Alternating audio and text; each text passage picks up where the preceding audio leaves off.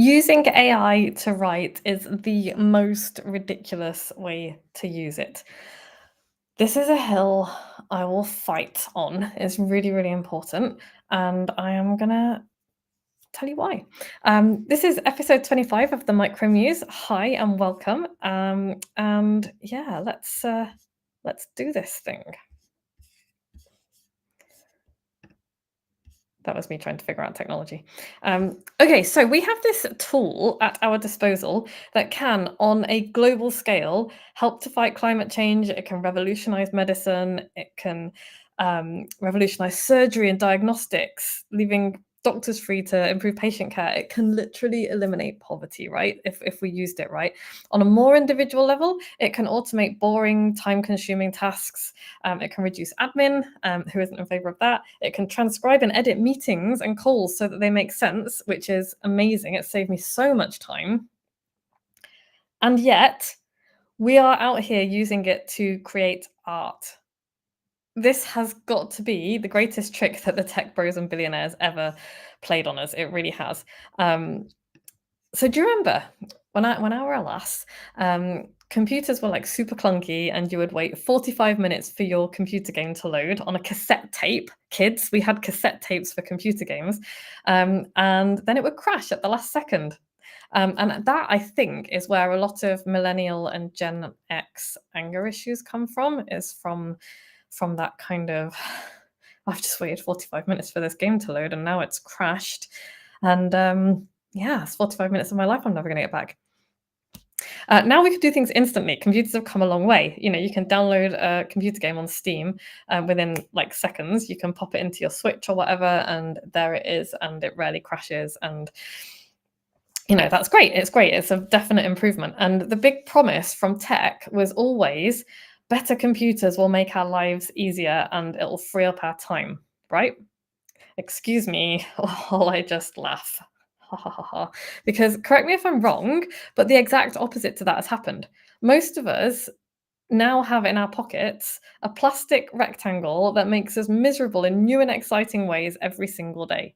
It has created more work and stress than I can even articulate. It's like endless emails, endless pings, endless notifications, endless, oh, this software, if you just invest in this software, it's going to make your life a lot easier. And then you learn it and then it creates more and more work, more and more layers.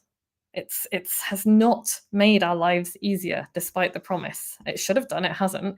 It's given the literal worst people in the world a direct line to our brains and central nervous systems. It's also given the best people in the world a direct line to our brains and central nervous systems. But the hatred and kind of negativity online is much louder, and there are stats to back that up. But it's like fake news, misinformation is a very small proportion of the amount of stuff that is out there, but it gets disproportionately shared. It's really horrifying. The stats are horrifying. And this is perhaps worst of all, it has enabled people that we don't want to hear from to contact us, and that's like toxic bosses, to contact us at any hour of the day or night to vomit whatever brain fart that they've just had into our ears or our pockets or whatever, and make it our problem. It's like we can't step away from it. I really miss the days when you could just disappear for a day and nobody would know where you were. You know, if you're going to be late, you were just going to have to be late or make the effort to be there on time, which I have always struggled with, but I try. I'm either chronically early or late. And it was just, yeah, you couldn't flake on plans, because if somebody's already left, then how are you going to let them know? So there's good and bad to all of this stuff. But what I think is adding insult to injury is that, you know, the billionaire tech industry has patted us on the heads and said, oh, nobody's got time to create art anymore, so here's an AI to do it for you. Badly.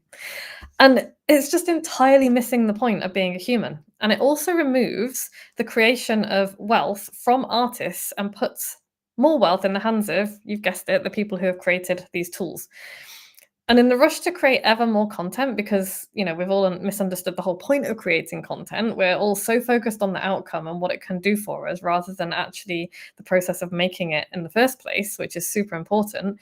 We have glommed onto whatever shiny button we can press to make it happen for us faster, easier, less stressfully. It's not really less stressfully. But more content isn't the point. Like, the point is the thinking and the ideas and the messages that can only come from you and me. That's the important part. And I know it's kind of really wanky to say, oh, it's the journey that's important, but it's literally true. It's like, if you're always chasing the outcome, we're never going to get there, because that outcome is going to shift. The finish line is going to shift. It shifts, it shifts, it shifts. And that's not where the happiness comes from. Ask anybody who has ever achieved a massive goal how they feel the next day or the next few days when the shine is worn off. It leaves an empty feeling, because we are that pursuit of happiness, that pursuit of the goal, is that reaching it is not what makes us happy. What makes us happy is the work that goes into it.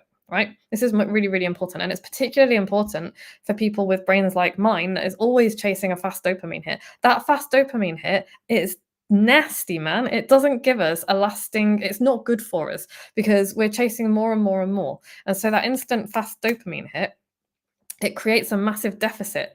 And it's the work that we do, the hard work that we do, the hard work that we put into creating and writing and weightlifting, whatever it is that we do with our time, that's what makes us feel good. That's the thing that makes us feel good. It's not reaching that limit. It's like, okay, well, I've reached my goal of deadlifting 105 kilograms. What's next?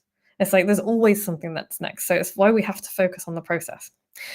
And when we get AI to do our writing for us, we're also getting it to think for us. And that's really dangerous, because the thoughts it is thinking are at best a beige amalgamation of the most mediocre the internet has to offer.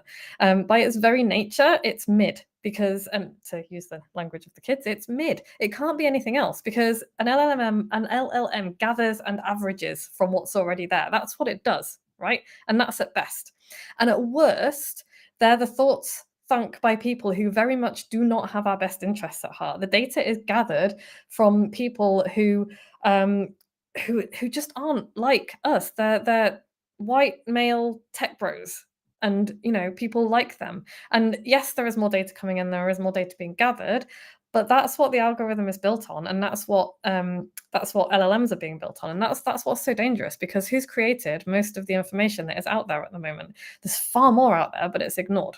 So I am not saying that AI is 100% evil and should be avoided at all costs. It's an amazing tool, and it's going to really make a massive positive difference to the world in many areas. What I am saying is, please don't outsource your thinking to it. Do not let it literally atrophy your brain, because it will. There is research coming out of places like MIT showing what is happening. It's really frightening. And instead, use it to save yourself time. Use it to save yourself time so that you can create the space for the kind of creativity that you want to do, for the kind of writing that you want to do. And if you use it to save yourself time and create that space, you will find that putting your message out there onto social media or into a book or however, it will become easier. Because I was talking to a friend this morning, hi Dave, about that, the magic that can happen when we create space to do things, because we're always frantically do. It's like, oh, I haven't got time to do this, so I'm just going to get AI to create a shitty LinkedIn post for me, and it is shitty.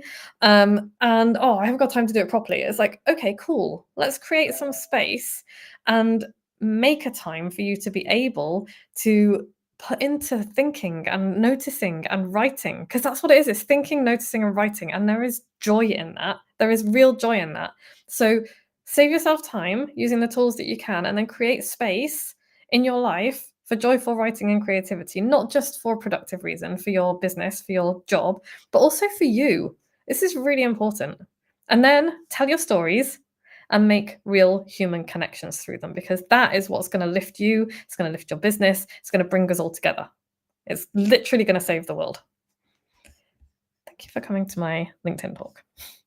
So your takeaway today, your 5-minute takeaway for today, is to set a timer for 5 minutes and have an opinion, like a really strong opinion about something that makes you feel something, and then write about it, interrogate it, because you're going to find out, actually, is that my opinion? Where did that opinion come from? What has made me think that? Has anybody influenced it? Why might they influence it? Why might somebody else want me to have that opinion? And I'm not just talking about, opinions that I might find objectionable. I'm talking about the opinions that feel good to you as well. Like, interrogate them and find out where they come from. Like, it's something that I try to do all the time, and it's a really interesting exercise. It's like, actually, why do I believe that? Because we throw out knee-jerk reactions all the time. Why do I believe that? What is it that has led me down this path? Is it still valid? Do I still think this?